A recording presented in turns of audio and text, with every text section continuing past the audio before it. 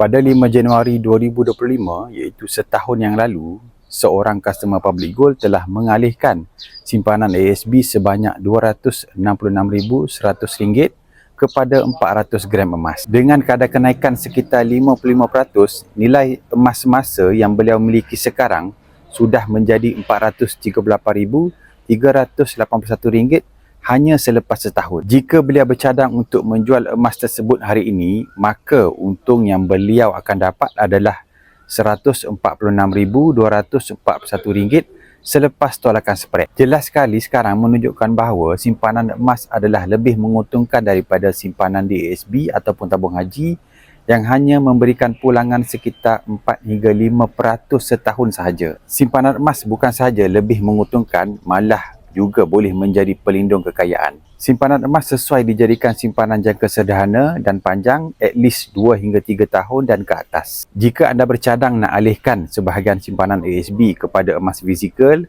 boleh PM saya. Anda juga boleh rujuk pin video yang telah saya sediakan. InsyaAllah saya sedia bantu sebaiknya.